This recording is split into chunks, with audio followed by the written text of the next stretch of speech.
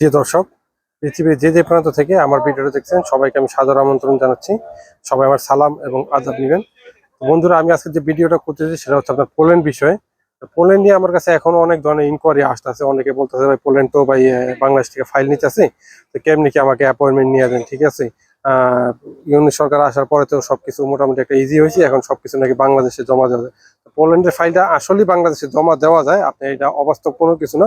But কোন ফাইলগুলো আপনি বাংলাদেশে বিএফএস এ জমা করতে পারবেন তাও অ্যাপয়েন্টমেন্ট ছাড়া, তো সবকিছু আমি ডিটেলস বলতে আসছি, ঠিক আছে। তো এই ভিডিওটাতে এই পোল্যান্ড নিয়ে আমি সবকিছু আমি ক্লিয়ার করে দেবো। তাইলে আপনারা ভিডিওটা পুরোটা দেখলে বুঝতে পারবেন যে আসলে পোল্যান্ডের যে ফাইলগুলো আপনারা বাংলাদেশে আসলে জমা করতে পারবেন কিনা, ঠিক আছে।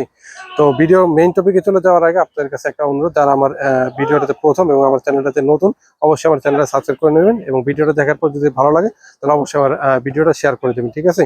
চলেন আমি শুরু করি। আচ্ছা বন্ধুরা, আপনারা জানেন যে আমি আগে রেগুলারলি আপনার যে আমার যে ভিডিওর মেইন আমার এই চ্যানেল থেকে যে ভিডিওগুলো ছাড়া যায় সেগুলো ম্যাক্সিমামই আপনার এই পোল্যান্ড নিয়ে, পোল্যান্ড রিলেটেড, ঠিক আছে। পোল্যান্ডে আমি সবচেয়ে বেশি ইনফরমেশন, পোল্যান্ডে আমি অনেক কাজকর্ম করতাম, এই জন্য আমি পোল্যান্ড সম্পর্কে অনেক জ্ঞান ধারণা আমি রাখতাম। তো এখনো রাখি আর কি, এখনো আমার অনেক আমার মাধ্যমে অনেক কিছু অ্যাপ্লিকেশন হয়। তো এর মধ্যে অনেকে ইউটিউব থেকে হোক, ফেসবুক থেকে হোক, অনেকে ফোন দিতেছে, ফোনের পর ফোন দিতেছে, আমি রিসিভ না করার পরেও, কাইটা দেওয়ার পরে অনেকে ফোন দিতেছে, অনেকে বলতেছে ভাই আমার স্টুডেন্ট ফাইল রেডি আছে, আমাকে অ্যাপয়েন্টমেন্ট নিয়ে দেন, বাংলাদেশ থেকে তো এখন সবকিছু জমা দিতেছে। আবার বলতেছে ভাই আমার ওয়ার্ক পারমিটের সবকিছু রেডি, আমাকে বাংলাদেশ থেকে অ্যাপয়েন্টমেন্ট নিয়ে যান, ঠিক আছে। ভাই বাংলাদেশ থেকে আপনি কিভাবে জমা দিবেন, বাংলাদেশ থেকে আপনার কোন ফাইলগুলো জমা দেওয়া যায় আমি আগে সেগুলো আমি উল্লেখ করি, তারপরে আপনারা বুঝতে পারবেন, ঠিক আছে।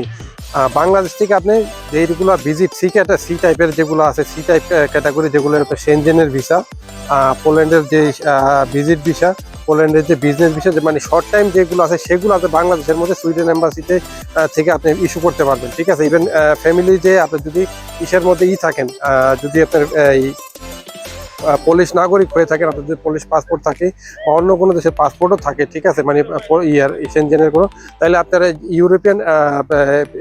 ইউরোপিয়ান সিটিজেনশিপের একটা ফ্যামিলি ভিজিট আছে, ফ্যামিলি ভিজিট ভিসা আছে, ওইটার জন্য কোনো অ্যাপয়েন্টমেন্ট লাগে না, ওই ভিসাগুলো আপনি ইস্যু করতে পারবেন, ঠিক আছে। ওইটা বাংলাদেশের সুইডেন এম্বাসি সেটাতে, এবং উইদাউট কোনো অ্যাপয়েন্টমেন্ট ছাড়া। বাট এখন অ্যাপয়েন্টমেন্ট লাগে, এখন অ্যাপয়েন্টমেন্ট সিস্টেমটা চালু করছি। কিন্তু তার মানে এই না যে আপনি পোল্যান্ডের জন্য যে ন্যাশনাল টাইপের যে ভিসা, আমরা ডি টাইপের ভিসা বলি, ন্যাশনাল টাইপের ভিসা বলি, বা ওয়ার্ক পারমিটের ভিসা বলি, ওইটাকে পোল্যান্ডের ভাষায় ন্যাশনাল ভিসাই বলে। ন্যাশনাল ভিসাটা মূলত ডি ক্যাটাগরি হয়। ডি ক্যাটাগরির যে ভিসাগুলো সেগুলোর মধ্যে ওয়ার্ক পারমিট আছে, ফ্যামিলি রিউনিফিকেশন আছে, ঠিক আছে। ডিপেন্ডেন্ট, এই পোল্যান্ডের ভাষা যেটা বলে সেটা হলো ডিপেন্ডেন্ট, ফ্যামিলি ডিপেন্ডেন্ট, ঠিক আছে। মানে আপনি এখানে পোল্যান্ডের বৈধ, আপনি বাচ্চা কাচ্চা বা ফ্যামিলি আনবেন, বউ বাচ্চা আনবেন, সেগুলোর জন্য ওই ডিপেন্ডেন্ট ভিসা বলে, ঠিক আছে। সেই ডিপেন্ডেন্ট ভিসা, স্টুডেন্ট ভিসা এবং ওয়ার্ক পারমিটের যে ভিসাগুলো মূলত যেগুলো 1 বছরের ভিসা দেয় আর কি, ঠিক আছে। সেই ভিসাগুলো যেমন থেকে অবশ্যই মাস্টলি এখনো দিল্লি থেকে যাইতে হবে, ঠিক আছে। দিল্লি বিএফএস থেকে, মানে ইন্ডিয়াতে যে কটা বিএফএস আছে সেই কটা বিএফএস থেকে আপনি জমা দিতে পারবেন। এবং অ্যাপয়েন্টমেন্টের যে সিস্টেমটা সেটা এখনো ড্র সিস্টেমই আছে। যারা বলতেছে, যারা আমার সাথে অনেকে তর্ক করছে যে না এই স্টুডেন্ট ফাইল জমা দেওয়া যায় ঢাকা বিএসএফ থেকে, আপনি জানেন না। হ্যাঁ ভাই, আমি জানি না, আমি না জানি এত দূর পর্যন্ত আসছি, না জানি আমি এই ইউরোপ পর্যন্ত আমি আসছি, মানে একা একা নিজের ভিসা নিজে করে। এখন আমি আপনাদেরকে বলতেছি, এই ভিডিওটা পুরোপুরি ক্লিয়ার শুনেন, যেগুলো D category visa, work permit, student visa এবং আপনার যে ন্যাশনাল ডিপেন্ডেন্ট যেগুলো যে ভিসাগুলো আছে সেগুলো, এবং ন্যাশনাল আদার্স যে ভিসাগুলো আছে, মানে ন্যাশনাল টোটালি ডি টাইপের ভিসাগুলোর জন্য আপনাকে এখনো সেই দিল্লি থেকে ভিসা স্ট্যাম্পিং করে নিয়ে আসতে হবে, ঠিক আছে। সেটা আপনি দিল্লি থেকে যদি অ্যাপ্লিকেশন করেন অ্যাপয়েন্টমেন্টের জন্য, দিল্লি থেকে হোক, সেটা কলকাতা থেকে হোক, মানে যেই ভিএফএস সেন্টার থেকে করবেন সেখান থেকে, কিন্তু ভিসাটা ইস্যু হয়ে আসবে সে দিল্লি থেকেই। আর বাংলাদেশের যেগুলো আছে সেগুলো হলো, আমি আবারও বলতেছি, সি ক্যাটাগরি যে ভিসা, ভিজিট ভিসা এবং আপনার যে বিজনেস ভিসা, যদি আপনি শর্ট টাইমে কোনো ভিজিট করতে চান ইসের জন্য, পোল্যান্ডের জন্য, তাহলে সেটা আপনাকে এই সুইডেন এম্বাসি থেকে ভিসাটা ইস্যু করে দেবে, এবং ভিসাটা সুইডেনের মতোই লাগবে, মানে সুইডেনের এম্বাসি থেকে যে ভিসাটা হয় সুইডেন, সেটা তো আলাদা, পোল্যান্ডের ভিসা হবে না, ঠিক আছে। বাট ওই ভিসা দিয়ে আপনি সুন্দর মতো, যদি আপনার যোগ্যতা থাকে, আপনি যদি ভিজিট ভিসা যদি করতে চান, ভিজিট ভিসা যদি পান, তাহলে আপনি ওই সুইডেনের ওই ভিসাটা দিয়েও আপনি পোল্যান্ডে সরাসরি ফ্লাই করতে পারেন, কোনো সমস্যা নেই।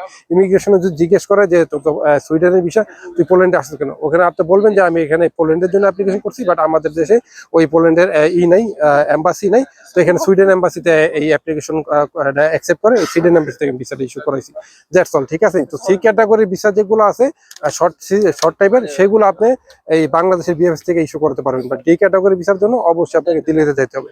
আশা করি ব্যাপারটা আমি বুঝতে পারছি, ঠিক আছে। তো ভিডিওটা ভালো লাগলে অবশ্যই শেয়ার করবেন।